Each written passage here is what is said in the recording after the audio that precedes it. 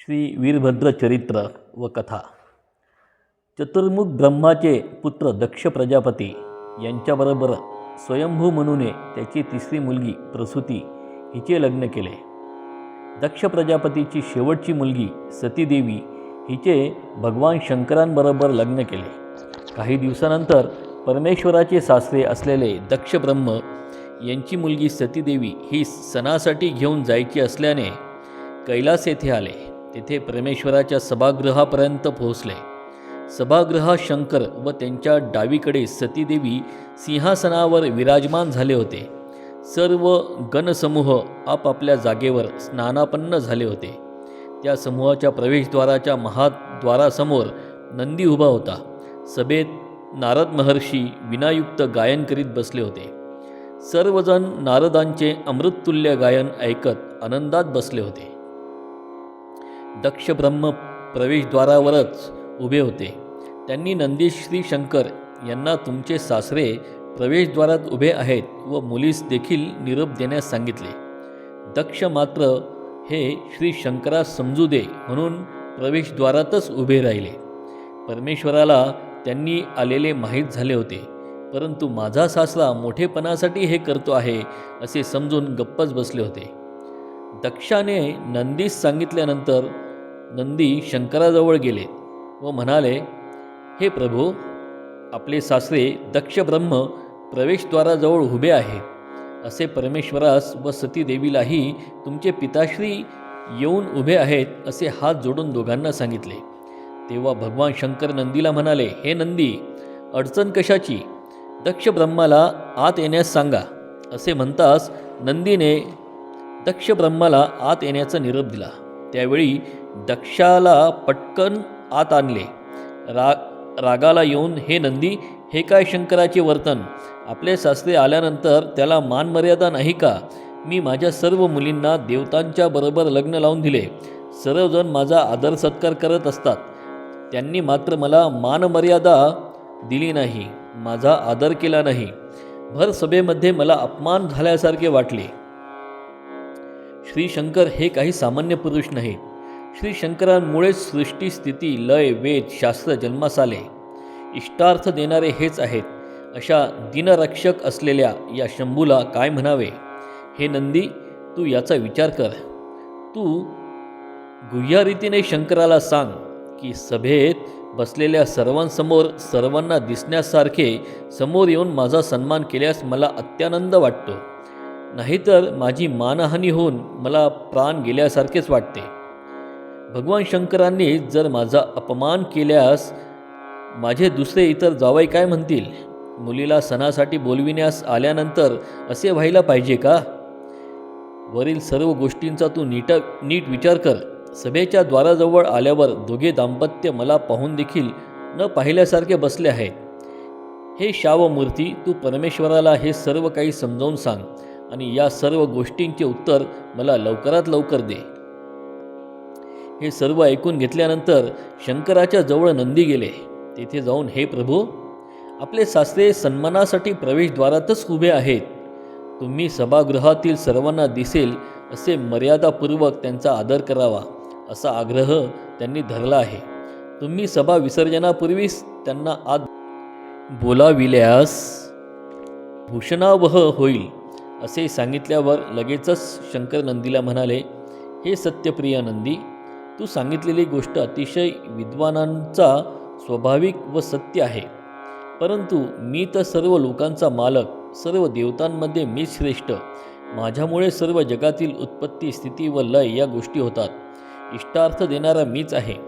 शिष्ट जनांचे परिपालन, दृष्ट जनांचे मर्दन मीच करतो. देव, दानव, ऋषी यांना मीच वंद्य आहे. सासरा असलेल्या दुराग्रहांच्या दैत्याचा मी जर सत्कार केला तर माझा मोठेपणा भंग होत नाही का? त्यांच्यासारखे अनेक व्यक्ती माझ्या डोळ्यासमोर येऊन गेले आहेत. हे सुद्धा माझ्या लयपाशामध्ये जाणारच. त्यांना मोठेपणाचा गर्व आहे. त्या गर्वामुळेच त्यांचाच नाश होतो. तरी राहू दे. हे नंदी, तू मात्र असे सांग की हे दैत्यश्रेष्ठा, तू सन्मानाचा दुराग्रह म्हणजेच हट्ट धरू नको. या सृष्टीमध्ये तुझ्यासारखे कोट्यावधी दैत्य होऊन गेले आहेत. तुला जर काही सांगायचे असेल तर परमेश्वराजवळ जाऊन नमस्कार करून लीन होऊन सांग. खरे पाहता दोघांचे प्रेम निरंतर आहे. नंदीने दक्षाला सांगितल्यानंतर त्या दैत्य सदनाचे डोळे लालबुंद झाले, संपूर्ण अंग शहारले, मस्तकापर्यंत राग चढला. तेव्हा तो नंदीपासून दूर झाला. त्यावेळी नंदीस म्हणाला, स्मशानभूमीतून अंगभर राख लावून घेतलेले तुमचे मालक असे म्हणाले का? मागितलेल्यांना जे पाहिजे ते देऊन भिक्षा करून आणून खायचे काय सोडले नाही. अशांना श्रेष्ठत्व कुठून येणार? ह्या मान नसलेल्या परदेशीला गर्व आलेला आहे. याचे प्रायचित्त याला मिळणारच. हा एकदा तरी आमच्याकडे येऊ दे. आम्ही त्याच्याबरोबर जसास तसे वागणारच. ह्या स्मशानभूमीच्या संन्यासाला कोण मुलगी देत होते? मोठेपणाने माझ्या मुलीबरोबर लग्न करून दिले. उपकार विसरलास? असे रागाने दात ओठ चावत असताना नंदी म्हणाला, हे मामा, पाहुण्यांमध्ये रागाला येणे बरे दिसत नाही. तुम्ही आपली मुलगी दिल्यानंतर आपण नमते घ्यावे लागते. त्यांच्याबरोबर चांगलेच राहावे लागते. असे रागाने बोलणे चांगले नाही. शांत व्हा. तेव्हा दक्ष म्हणाला, हे नंदी, माझ्या मुलीचा विषय आता काढू नकोस. तिच्यावर मी पाणी सोडले आहे. विष्णूसारखा पती शृंगार करीत असतील, जास्त गर्व करत असतील, राख लावून घेतले, त्याच्याजवळ बसण्यात काय शोभा वाटते का? त्यांच्या अंगभर राख लावते आहे. डोक्याला तेल नसल्याने केस जटासारखे दिसू लागले आहेत. काळ्या वर्णाच्या रुद्राक्ष आभरण व गळ्यात रुंड माला बांधून घेतलेल्या मला न शोभणाऱ्या पतीबरोबर मी खेळत बसले आहे. तेव्हा घरी आल्यावर सर्व काही पाहता येईल. ठीक आहे, ठीक आहे असे म्हणत मिशा पिरगाळत मोठ्याने आरडाओरडा करू लागला. त्यावेळी सतीदेवी त्यांच्या पतींना म्हणाली, हे मनोवल्लभा, ऐकलेस का माझ्या पिताश्रींचे कटू शब्द? घरी आलेल्या पिताश्रींचा मानसन्मान करायचा होता. आता तरी मानसन्मान करा. त्यावेळी शंकराने, प्राण मनोहरी, तू सांगितलेले सर्व काही मला समजले.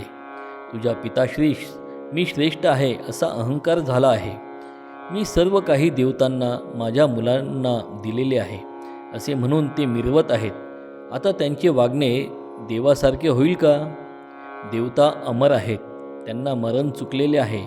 माझ्या अवतारात असे कितीतरी लोक येऊन गेले आहेत. तुझे माहेरी जाणे बंद होईल म्हणून हे सर्व बोलू लागलीस का?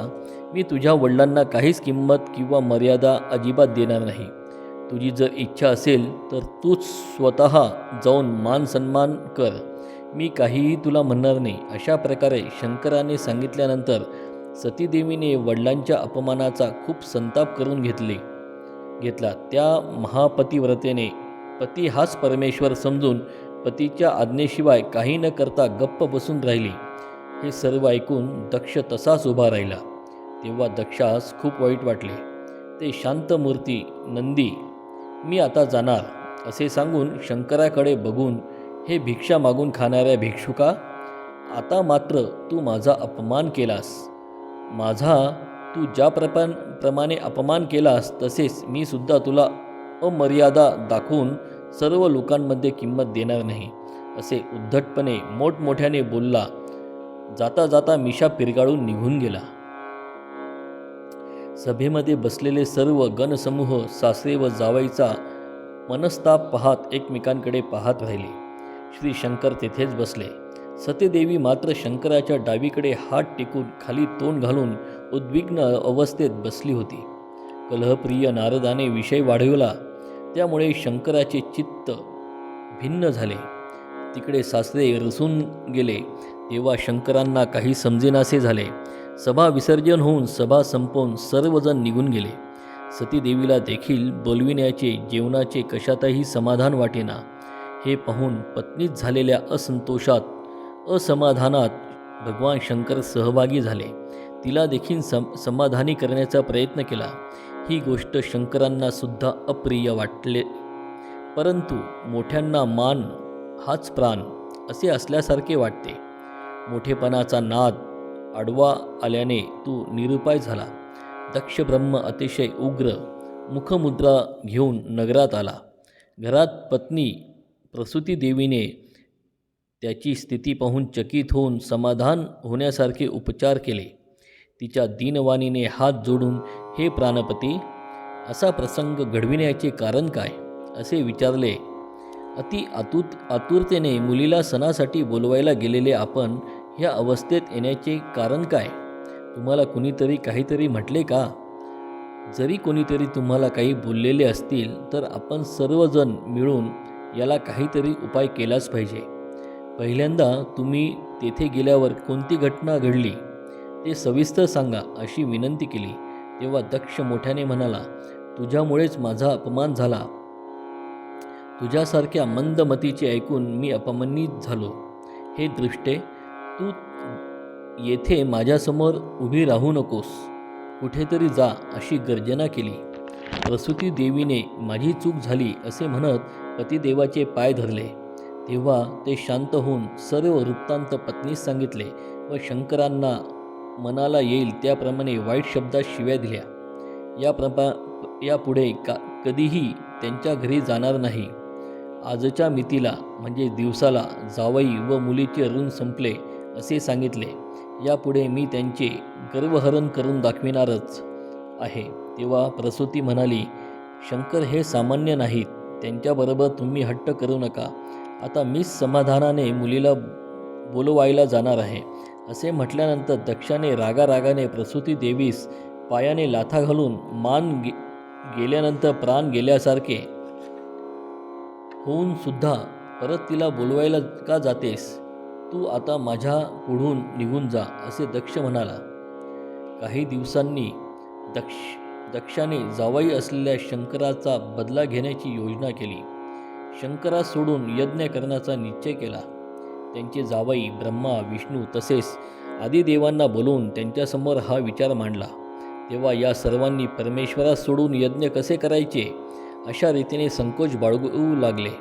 शेवटी दक्ष त्यांचा पुरोहित असलेल्या शुक्राचार्यांना बोलावून सर्वांना संबोधून देण्यास विनंती केली.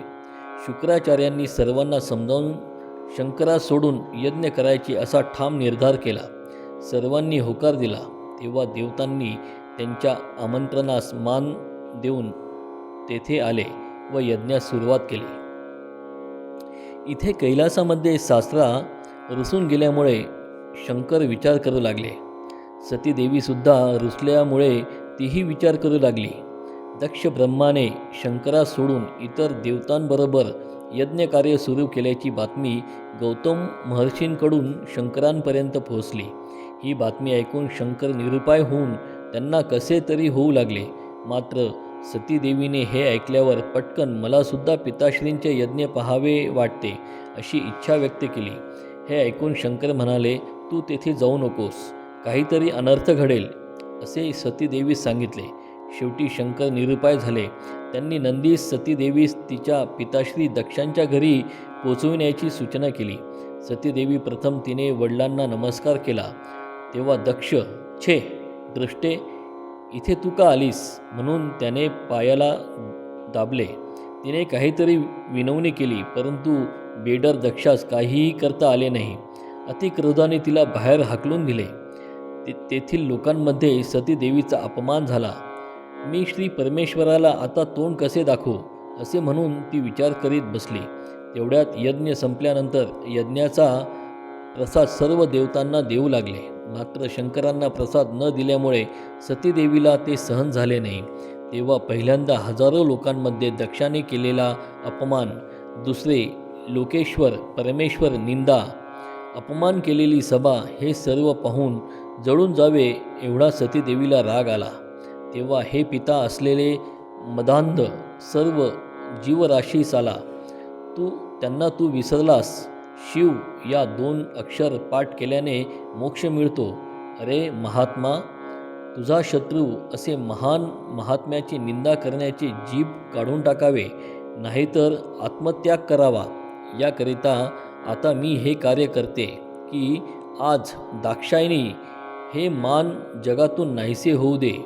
म्हणून उत्तरमुखी बसून प्राणायाम करत अनिलाग्री धारण केल्याने देह अग्निज्वाला झाली. या योगाग्नीने तिचा देह जळून खाक झाला. त्यामुळे भूमी आकाशात हाहाकार निर्माण झाला. ही दुःखदायक घटना पाहून नंदीने सर्व वृत्तांत शंकरांसमोर विवरण केले. हे ऐकल्यानंतर कैलासवासी शंकरास फार राग आला, संताप झाला. त्यावेळी त्यांच्या संतापाने अग्निनेत्र उघडले. तेव्हा त्यातून सहस्र शीर व 2000 हात, 3000 डोळे, गळ्यास रस्सी, दोरा, हातात विविध शस्त्र धारण केलेला वीरभद्र प्रचंड रूप धारण करून हात जोडून नतमस्तक होऊन भगवान शंकरांसमोर उभा राहिला. म्हणाला, हे प्रभू, आपल्यासमोर येऊन थांबलेला संकट काय? मला आज्ञा दे. तू आज्ञा देशील त्या शत्रूचा संहार करून येईल. असे म्हटल्यानंतर भगवान शंकराने त्याला सर्व वृत्तांत सांगितला. दक्ष ब्रह्माचे संहार करून येण्यासाठी आज्ञा दिली. त्यावेळी दक्ष संहारासाठी वीरभद्र त्याच्या यज्ञाकडे निघाला. त्याचवेळी शंकराने चौंडेश्वरी निर्माण करून, तुमचे भाऊ वीरभद्र दक्ष संहारासाठी गेलेला आहे. युद्ध करत असताना दैत्यांच्या एक थेंब रक्त खाली पडल्यास अनंत राक्षसगण तयार होतात. यासाठी रक्त खाली पडू नये म्हणून व आपल्या भावांचे रक्षण कर म्हणून त्यांच्या पाठीमागे पाठवून दिले. वीरभद्र दक्ष यज्ञाकडे ओंकार करीत येताना तेथील दैत्यगणांनी पळ काढला व सूर्य, चंद्र, सरस्वती, इंद्रादी देवता प्रत्येकाचा एक एक अवयव नष्ट करत दक्षाबरोबर युद्ध सुरू केले. त्यावेळी एक थेंबही रक्त भूतलावर पडू न देता चौंडेश्वरींनी वीरभद्राचे रक्षण केले. त्यावेळी वीरभद्राने दक्षाचे शिरच्छेदन करून अग्नीस आहुती दिली. तेव्हा प्रसूतीने सर्व दुःखस्थिती पाहून वीरभद्रास नतमस्तक होऊन, हे प्रभू, मला सुवासिनीचे भाग्य मिळवून दे म्हणून विनंती केली. त्यावेळी वीरभद्रास करुणा येऊन दक्ष ब्रह्मास तेथे असलेल्या मेंढ्याचे शीर काढून लावून जीवदान देऊन कैलासास निघाले. तेवढ्यात शंकरास हा वृत्तांत नारद व नंदीच्या मुखातून समजला होता. त्यावेळी शंकर आनंदित होऊन वीरभद्रावर पुष्पवृष्टी करू लागले.